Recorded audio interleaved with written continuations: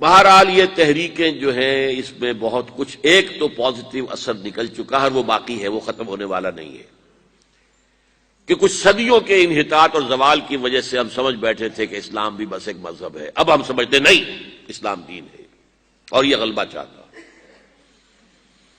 لیکن یہ تحریکیں سب کی سب ناکام ہوئی۔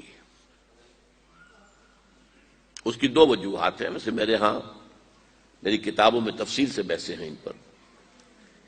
پہلی وجہ یہ ہے کہ ان تحریکوں نے اسلام اور اس کے نظام پر تو بہت توجہ دی ہے، ایمان پر توجہ نہیں دی۔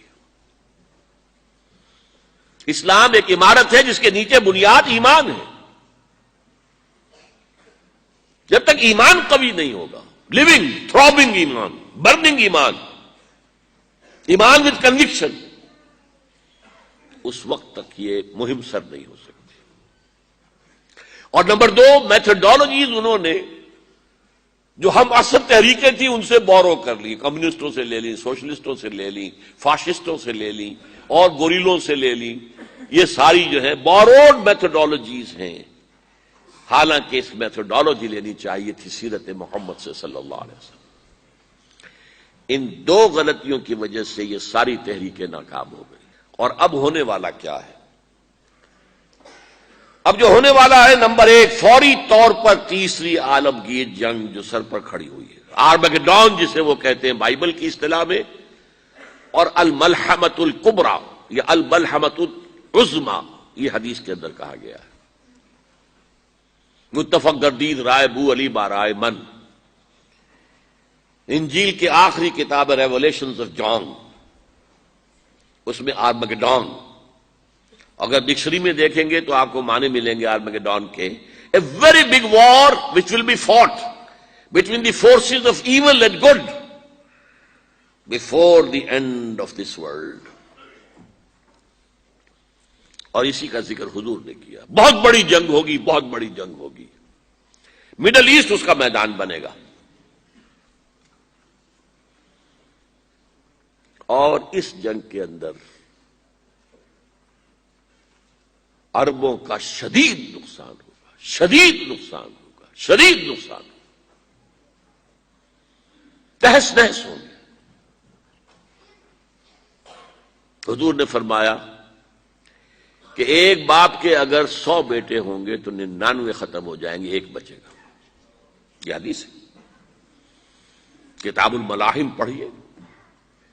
یہ ملاحم کسے کہتے ہیں؟ لحم، گوشت کو کہتے ہیں۔ جنگوں میں کیا ہوتا ہے؟ گوشت کے ٹکڑے اڑتے ہیں نا، اسی طرح ملحم کہتے ہیں عرب، سعودی عرب میں آپ نے دیکھا ہوگا قصائی کی دکان جو ملحم ہے، گوشت لحم جہاں پر کاٹ کاٹ کے بیچا جاتا ہے، ملحم۔ تو ملحمہ جنگ کو کہتے ہیں، ملاحم اس کی جمع ہے۔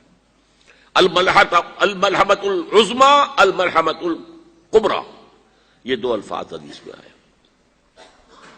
عربوں پر یہ عذاب کیوں آئے گا؟ سمجھ لیجئے کہ امت مسلمہ اگرچہ پوری مجرم ہے، اس وقت پوری دنیا میں کسی ایک ملک کے اندر بھی اسلام کا نظام قائم نہیں ہے،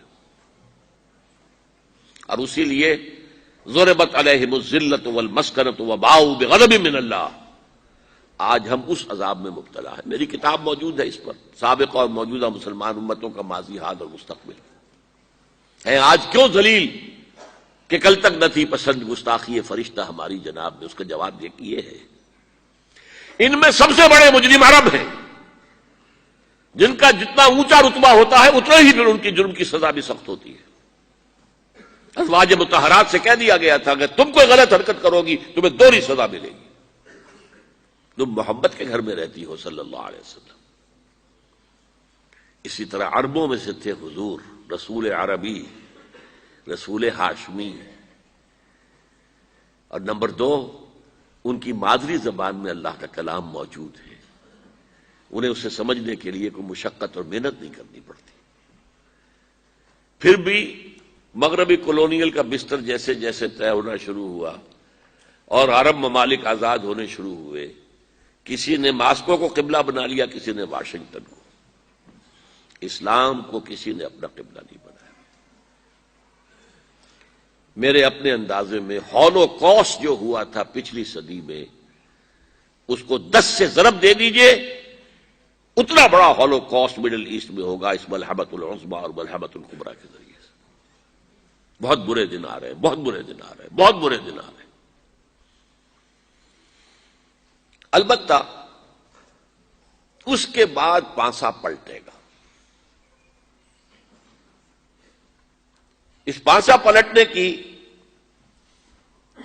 کیا وجہ ہوگی وہ بھی میں آپ کو بتا دوں۔ مسلمانوں کو دوبارہ فتح ہونی شروع ہوگی، مسلمان پہلے تو یہ سارے عرب ممالک نکل جائیں گے، گریٹر اسرائیل بن جائے گا گویا کہ عراق ہے، شام ہے، سعودی عرب میں وہ آ جائیں گے مدینے کے قریب تک، مدینے کے اندر داخل نہیں ہو سکیں گے، وہ اللہ کی طرف سے خاص پروٹیکشن اسے ہوگی، باقی وہ اپنا گریٹر اسرائیل بنا لیں گے۔ پھر جو ہے there will be a reversal، اور اس ریورسل میں مسلمان دوبارہ ریگین کریں گے اپنے کھوئے ہوئے علاقوں کو۔ اس میں 3 واقعات کو ذہن میں رکھیے۔ پہلی بات وہ جو میں کہہ چکا ہوں کہ کسی نہ کسی ملک میں، کسی عجمی ملک میں، عربوں پر تو عذاب آ جائے گا، آخری عذاب آئے گا، عجمی مسلمان ملک میں، نظری طور پر ایران بھی ہو سکتا ہے، افغانستان، پاکستان، اور کسی درجے میں بھارت، وہاں بھی تو آخر 20 کروڑ مسلمان ہیں۔ لوگ 18 کہہ دیتے ہیں اور وہ 12 بھی کہہ دیتے ہیں کہ 20 یا 25 کروڑ مسلمان بس رہا ہے ہندوستان کے اندر۔ بہرحال یہ جو دوبارہ پھر مسلمان جو ہیں ابھریں گے، اس میں پہلا سبب کیا ہوگا کہ کسی علاقے میں، عجمی مسلمان علاقے میں، خلافت علی منہاج النبوہ قائم ہو جائے گی۔ میرے نزدیک پاکستان اور افغانستان،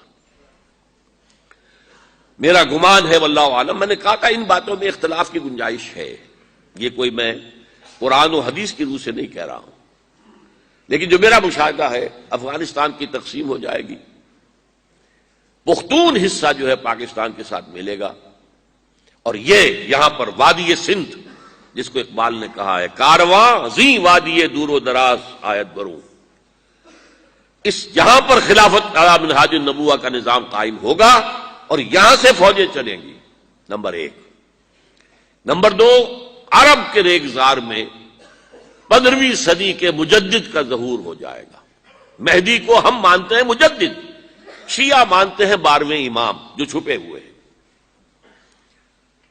ان کے امام معصوم جو ہے 12، ان میں سے آخری جو ہیں وہ چھپے ہوئے ہیں غار میں 1200 برس سے، اور وہ ظاہر ہوں گے۔ یہ ان کا عقیدہ ہے، ہمارا نہیں ہے۔ ہم سمجھتے ہیں جیسے ہر صدی میں اللہ مجدد بھیجتا رہا، اسی طریقے سے میرے گمان میں 15ویں صدی کے مجدد جو ہے وہ حضرت مہدی ہوں گے، ان کی حکومت جا کر یہ فوج قائم کرے گی، عربوں میں دم نہیں ہوگا، وہ اپنی عیاشیوں کی وجہ